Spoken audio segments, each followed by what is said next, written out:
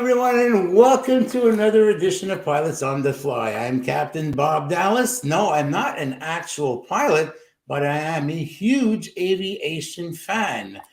Joining me again tonight is my good friend, my coach, and my co-host here on the show, Captain Cartwright.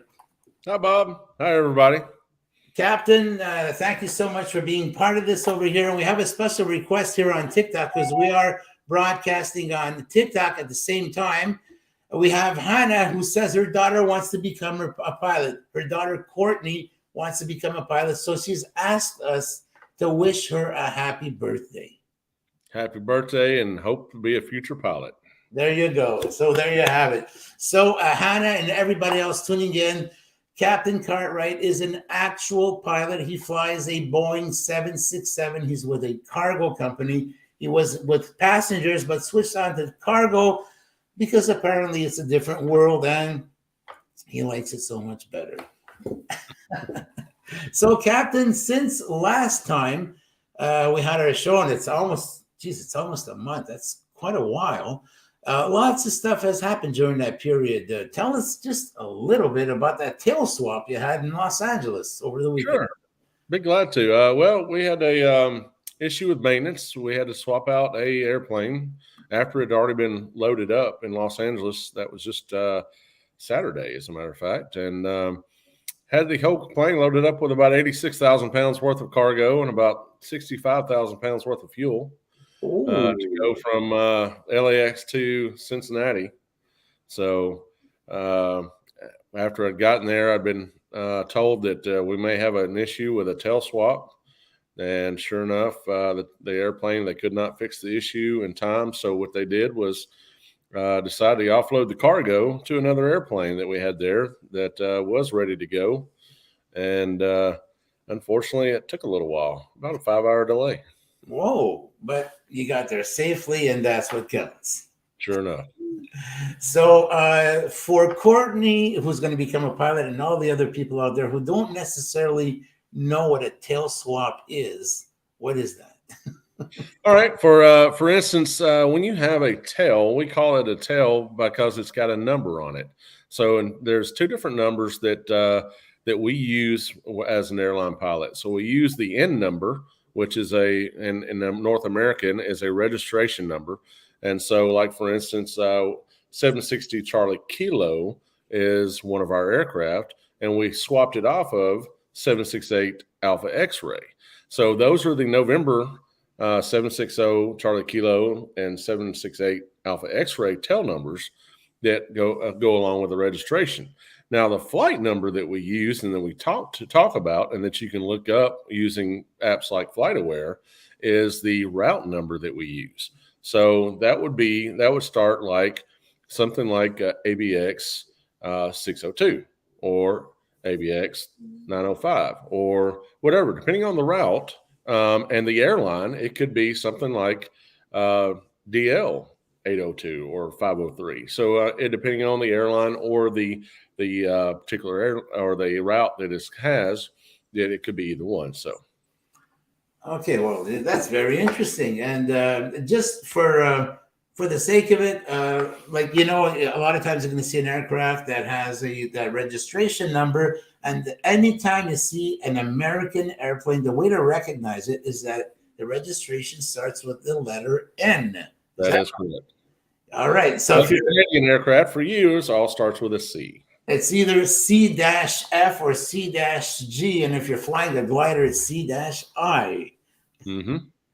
So, folks, we have a really interesting show for you tonight. We have actually our show had a bit of an impact last night, James. We broadcast on LinkedIn, we're on Facebook and on YouTube, and someone spotted us on LinkedIn, and he liked the content that we had so much that he asked to be a guest on our show. So he's here with us tonight. He's backstage. He's an interesting fellow. He's an aviation entrepreneur. He's got one of his companies that's in Buffalo, New York, a successful gentleman. He's got an aviation, a consortium of aviation companies. We're going to let him explain exactly what it is. All that to say is that he's a very interesting man. I'm seeing the comments going up here on TikTok. They're exploding. Wow, this is just, it's so kind of you. Thank you so much. Austin says he's a fan. Thank you so much for tuning in. We got some great people behind the show making this a great show. Thank you. So all that to say that we have a very interesting gentleman who's joining us tonight. And before we bring him onto the show over here, we're going to show you a little promotional video just to let you know who he is exactly. Private Jet Maintenance is your source for maintenance, repair, and overhaul services in the New York tri-state area and Florida. Avoid expensive, painful downtime on your jet.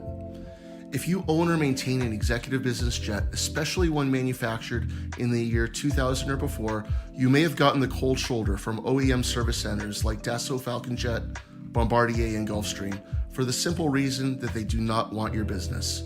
They're too busy with warranty work, their young technicians don't understand how these classic jet systems work, and for that reason, if you're able to get a slot at one of these OEMs, expect to pay through the nose and expect your job to take forever.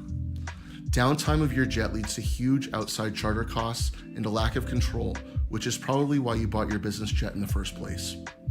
At Private Jet Maintenance, our average technician has 23 years experience keeping private jets in state-of-the-art condition. Scheduled inspections, avionics installations, engine inspections, removal and replace, aircraft interior service, A checks, B checks, C checks, D checks, landing gear overhauls. About the only thing we don't do is paint. If you own a classic business jet, don't trust your asset to anyone else. Whether you need to punch out a due list, your jet is broken and you need AOG support in the Northeast or Florida, or if you're looking for an outsourced maintenance department for your aircraft, my guys Ben Chifo, Scott Knopp, Brian Judah and their team know how to keep your plane flying safely, compliantly, and they'll always shoot you straight. We have hangars with highly skilled technicians in New York and Florida. To discuss your airplane MRO needs, please contact our Director of Maintenance, Ben Chifo, directly at 716-863-4200.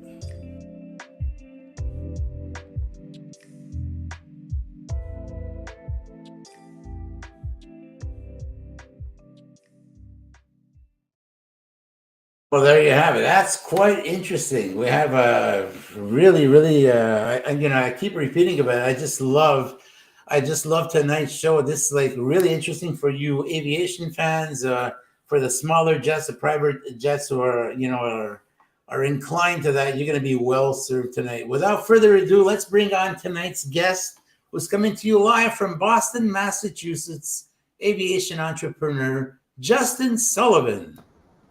Justin, welcome to it. Thanks for having me. Great to be here. James. Have you as well. James, go ahead and start the honors. Okay. Yeah. Just a couple questions I've got. We'll start off with, can you explain the jet charter industry? Because it is definitely one of the questions that would probably interest a lot of people.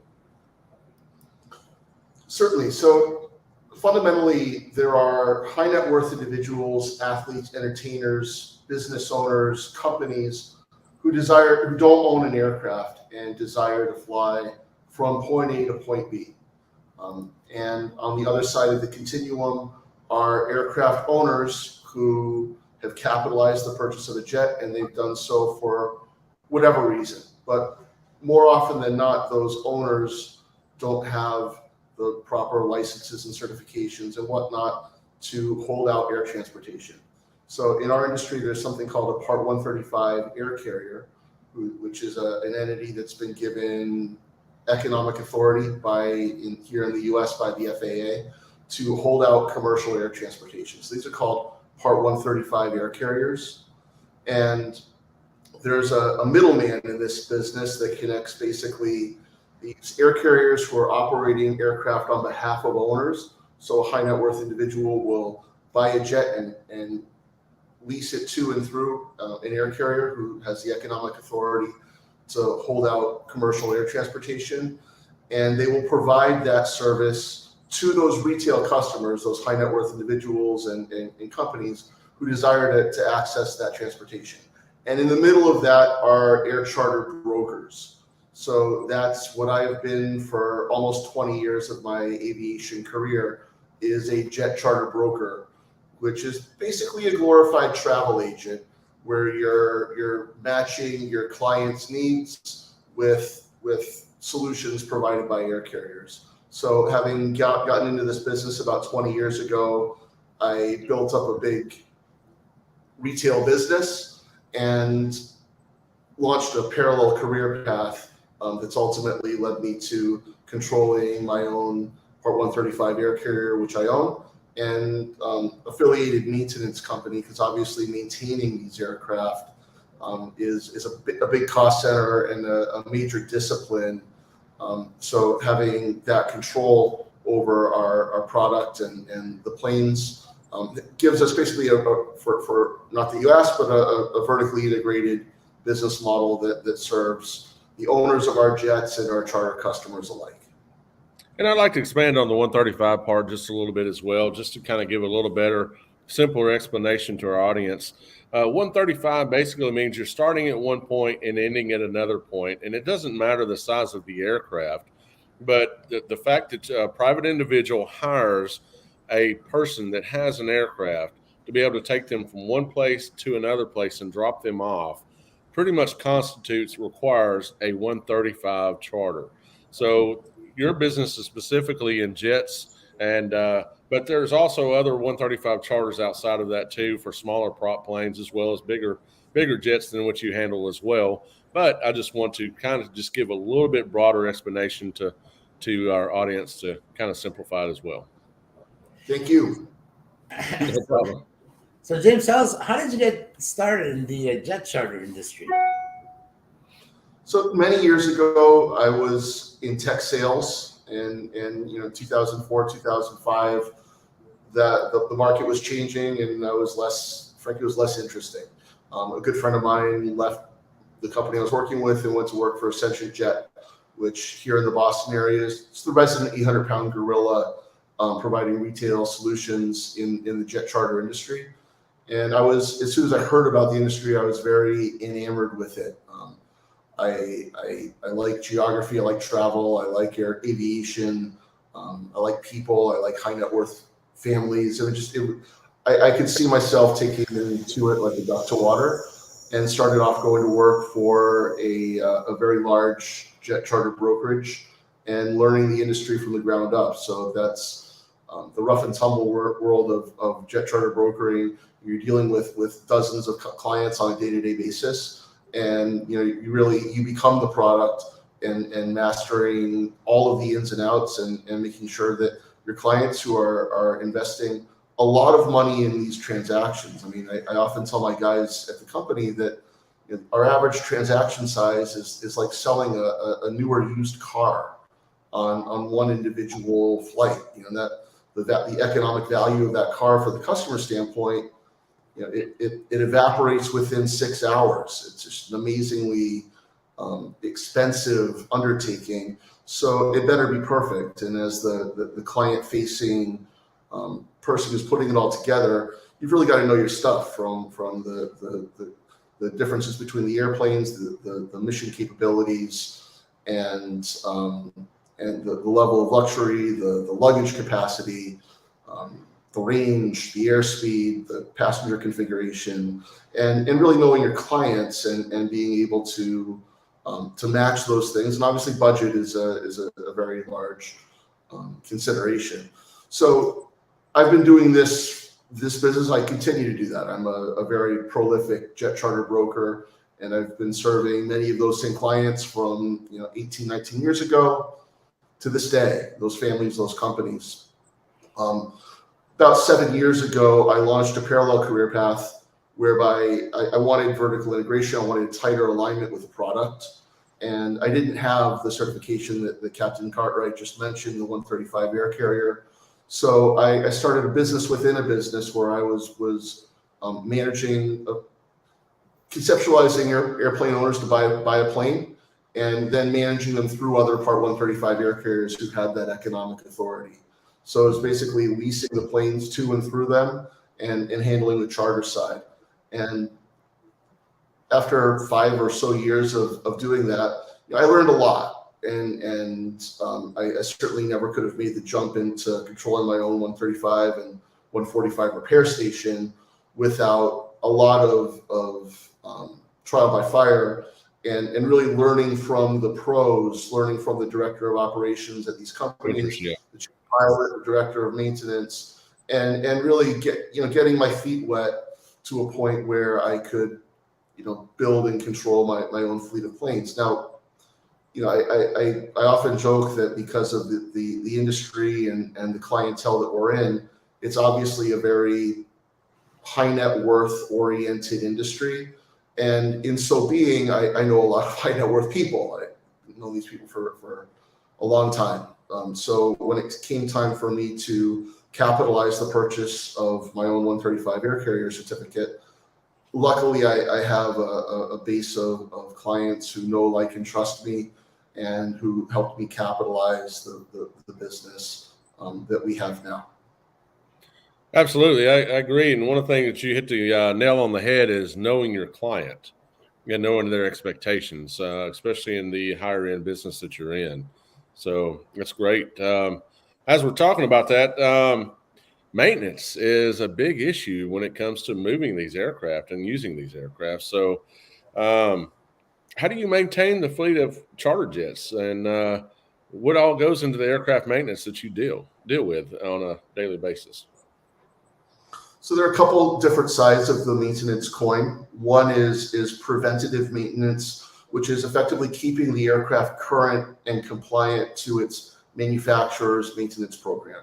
So just like your car, when the service E light comes up and you've got to bring it back to the Volvo dealership for service E, and they have a 222 point inspection that they do at service E. Maybe they change the timing belts, they rotate the tires, and do 200 other items. Aircraft are on the same manufacturer's maintenance program, which is obviously much more complicated, and in the Part 135 charter world, heavily regulated. So we're constantly tracking the maintenance schedules of our airplanes. We use computerized maintenance tracking through a program called CAMP, which every hour, every landing, it tracks many different data points for the aircraft, and it manages those clocks based on time and hours and cycles and other data points to tell us and give us an ongoing forecast of the maintenance that's due on any one of the aircraft that's in our fleet. Now that's obviously preventative maintenance, keeping planes to the extent that you can flying, without service level interruptions. James, you mentioned at the beginning of the podcast that you had a mechanical out in LAX, and that happens in our line of business as well. Mechanicals do happen. And while we have teams of technicians that are, the charter market really triangulates between the Northeast, Southeast, and West Coast. So we've got a base of operations in Buffalo. We've got a base of operations in Texas and Florida. We don't have anybody in the West Coast. So if there is an incident or a maintenance discrepancy that happens, say on the West Coast, the first thing that we would do is every one of the aircraft in our fleet has what's called an MEL. It's a minimum equipment list, it's a list that's been blessed by our local FAA regulatory authorities for items that are not essential to safe operation. So, say hypothetically, we use a silly example, the ashtray of your jets. We don't allow smoking, but planes do have an ashtray. The ashtray popped out, so that's a silly example of something that would not be covered by the minimum equipment list, and our director of maintenance would still be able to, in a compliant manner, dispatch that flight. Now, we can use another example that's not as simple, like an APU blowout in LAX or in Van Nuys, and naturally that's a much more complicated, expensive, And it's compounded by the fact that we don't have technicians that are in LAX. So in that case, we're contracting with other Part 145 repair stations that are duly licensed and have the authority to work on these airframes. And they're fully documenting the work that they're done. So there's a very big paper trail. It's called a work order release, or a work order. It's basically all of the compliance related items that they've undertaken, and their sign off based on, typically it's the A&P or the shop itself that's signing off on that. And then they're once the aircraft is returned to service, they're providing our maintenance department with all of those records, which then go into the binders in a fireproof vault at our offices in Buffalo. So there's a very orderly paper trail of any maintenance that's been done on these airframes. And that's very important to the owner of the jet, because these are, in our world, $2 to $3 million assets. So protecting the residual value of that is a big part of our job as really fiduciary managers of that asset. So just tell us. So tell us, how do you hire your pilots? What is it that you look for exactly when hiring a pilot? Well, frankly, we operate mostly Falcon jets. We have a couple of Lear jets on our certificate, but we're known to be a Falcon shop. And to be very frank with you, we look for pilots that are current in a Falcon 50 or Falcon 900. One of the advantages of the Falcon 5900 platform is that it's the exact same pilot type rating for a 50 versus a 900. So that gives us a great deal of flexibility in terms of our crewing. And it also opens up a larger universe of available pilots. The reason that we do that is twofold. It's really, these are our kind of brass balls business discussions, but there's a time to value. So if somebody is already current in a Falcon 50 or 900, or attended simulator school in the last 2 years in one of those platforms, they can come in and do a recurrent training with us, which is a 5 to 7 day event at CAE or Flight Safety. And that'll have a cost of $12,000, $13,000 plus expenses. If somebody has never flown a DA-50 or 900 before, say they're a Learjet pilot or a Citation jet pilot, they're going to have to go through simulator training with an initial, which can be, depending on their qualifications, as long as 30 days, can be $40,000. So not only is it a lot more expensive, and in our business model, these are expenses that are borne by the owner. So the owners of the jets pay 100% of the expenses, and they get 100% of the cash flows after expenses. So again, we're fiduciaries for our owners, and we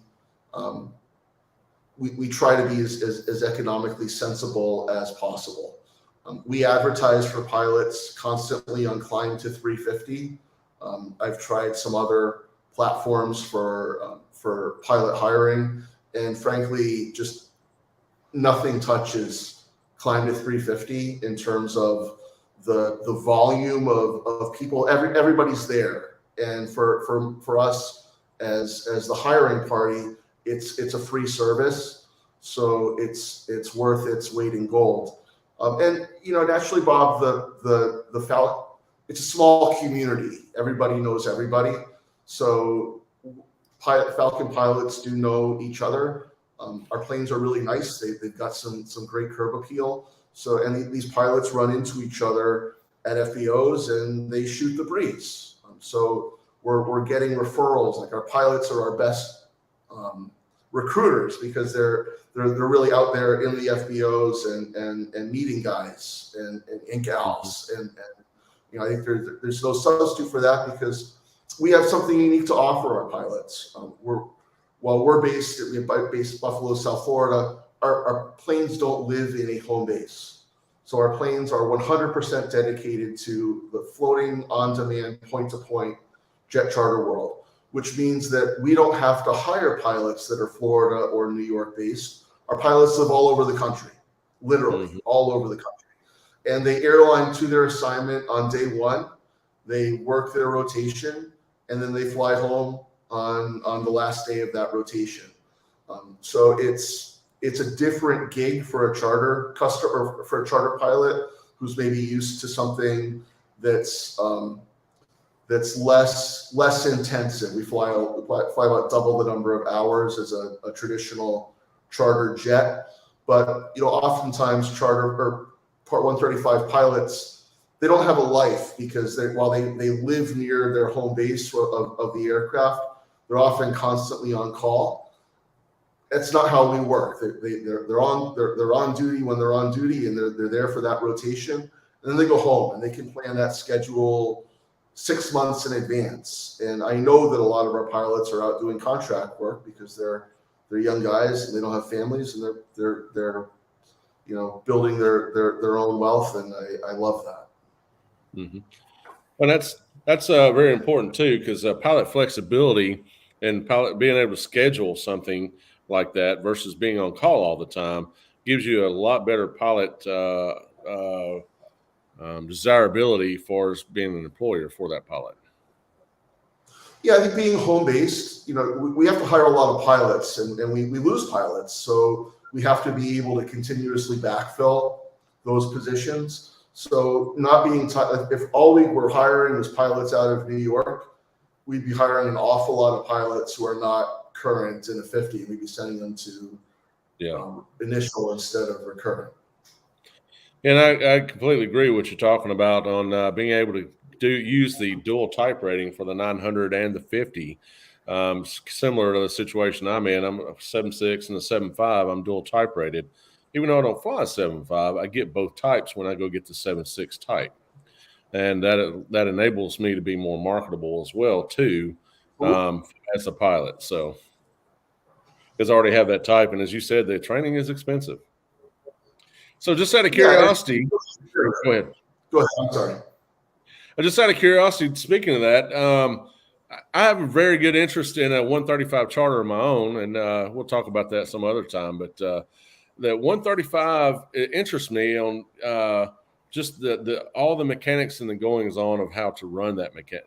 Not only from the maintenance perspective, but the leasing the aircraft to being able to be there for your clients and stuff too. So what do you consider probably one of the single most challenges that you deal with in that 135 ownership?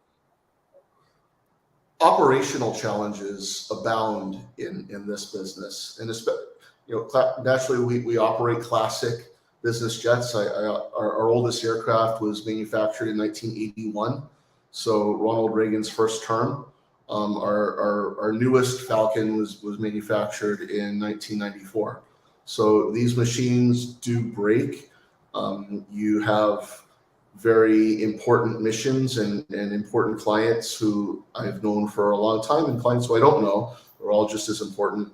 But frankly, the operational matters of keeping the trains running on time, keeping our pilots where they need to be, keeping our pilots retained, that's an awful lot harder than growing the business. And it's frankly, I don't want to grow it too much bigger because it's an awful lot of work just keeping this going.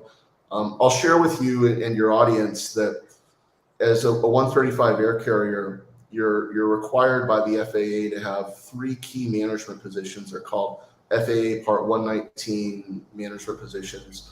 A director of operations, who's really your primary, he's the man who runs the airline. A director of maintenance, and a chief pilot. These are 3 highly paid key roles that we have, and these are people who really are the ones who do make the trains run on time. Between private jet maintenance and our 135, I'm 45 years old. I'm the youngest person by far on our management team, and they run their own business. They run their affairs. They know the safety. They know the compliance. They know what we can do, what we can't do. I'm often, brought in to answer financial questions, to provide a sounding board and bless things. but it really, I wouldn't want to be the person to interfere with those people, because lives are at stake in our extremely precious cargo. The business is exceedingly valuable, and the only thing that could be a threat to that is a compliance violation, which would be detrimental, and secondly a safety incident or accident. So I'm glad that I'm the head cheerleader and out here doing things like this, and I'm not the highly skilled professional. I'm not a pilot myself, and I think building that team and having people who I have a great deal of respect for, who are making those operational decisions. I can Jesus take the wheel. Yeah. Well, and you said something there. Liability in those key positions is really high, and that's what makes this business difficult and hard to do. Yeah, for sure. I have to ask you, Justin, let's say a Canadian pilot coming out of Canada wants to come and work for you in the US. Can you help this Canadian pilot get his green papers to come and work for you? We can. It's a lot of work to do that. We haven't done it lately, but it's certainly something that we can do. I mean, not to put too fine a point on it, there has to be a reason to do it. Like if somebody was a Falcon 50 pilot and they're cool working a long shift and want to work extra days, because we always need pilots on extra days. We'd certainly look at something like that. Do pilots you have some pilots on your staff that are actually flying, let's say, these bigger jets, and let's say on their layoff time, and they're because I know pilots, like, maybe in some cases maybe work 12 days a month in some cases. During their time off from their major airline, do they come and fly for you, or do they actually fly for other charter companies? They don't fly for us. So all of our pilots, 100% of our pilots are full-time employees. And in so doing, if you're a charter pilot on our fleet, you have to go to simulator training under our training program. So how it really is flight safety is administering our Part 135 approved training program. CAE is administering our Part 135 training program. So we use an example of a competitor operating Falcon 50s, a company like True Aviation, a very fine company. They also have a fleet of 50s and 900s. Unless we took their pilots and sent them to flight safety, they could, under our program, just because they took a True Aviation flight safety program last week, they couldn't fly charter for us. So it's really like the inverse of what you're stating, Bob. It's our pilots who go to our simulator training, right? Part 135 approved under our program. They can then go fly Part 91 for other high net worth individuals on Falcon 50s and 900s. Or if they happen to be type rated on something else, they can do that as well. But you're not going to find a lot of guys who are working a busy charter schedule who are maintaining two dual type ratings, unless it's a 50 and 900. They're not going to go to Lear school to work Lear jets on their off days. There's so much business right now for these guys. Contract pilots are, I've never seen prices like day rates that these guys are getting. So, and especially in the 50s and 900s, there's a lot of those planes out there, and there's not that many pilots, so they can always keep themselves busy. Well, and I'll help answer part of that question too, Bob, because that does bring up a good point. Now, we're talking about 135 charter. Now, under the airlines like I work for, we fly under 121. Now, 121, when we work for a 121 carrier, we have certain amount of hours that we can only work in a month. Like us as a pilot, we can only fly 100 hours. We can only have a button seat for 100 hours. Now, when we go to work for a carrier like I work for, or an air carrier such as Delta or United or American. Now they own your full 100 hours for that month. Now they may not utilize those 100 hours. Now I'm lucky where I'm at. I try to fly on an average of about 40 to 50 hours a month. And so that leaves me open time, but I cannot actively use that time at another carrier without having some approvals from my company that I work for. So you don't see a lot of that in the 121 or people flying the bigger jets in the 121 charter or 121 air carrier operations go to the 135 as part-time. So that does create a problem there. So what's great is that all the aviation fans out there tonight, and every time they tune into one of our productions, is that they're learning. This is a learning process, at all times. But what I find particularly interesting is that I am learning so much tonight. I mean, this is just so amazing, guy. I'm just like, wow. I thought I knew a lot about aviation, but man, I got a long way to go. It's all an onion layer. Just keep peeling the onions. Yeah, but at the same time, I'm having a whole load of fun doing this. Right. And we have great guests like Justin, who's joined us tonight. Justin, for the people who would like to reach you after hearing what you had to say on such a great, interesting show tonight, this is his Facebook link. You can reach him on Facebook. You can reach him on LinkedIn as well. And if you want to go through email, you can always go right here. Folks, take a snapshot of this, or actually a screenshot, or you can always watch the show afterwards. We rebroadcast it anyway. You can watch it over and over again.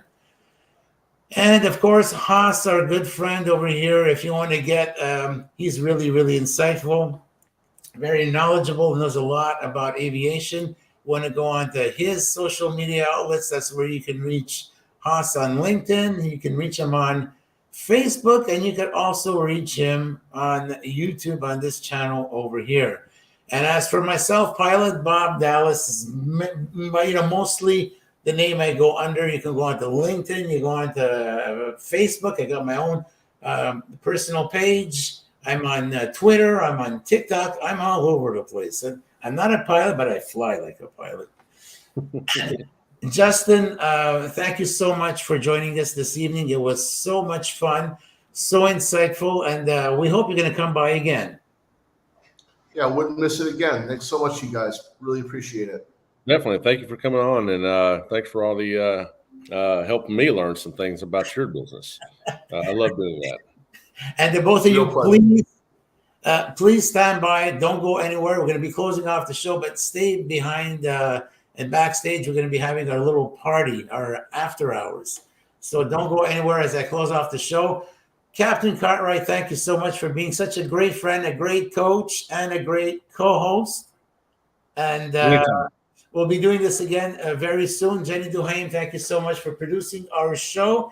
And thank you to everyone for tuning in tonight on Facebook, on LinkedIn, on YouTube, and on TikTok. Thank you, folks. On TikTok, this applies for you.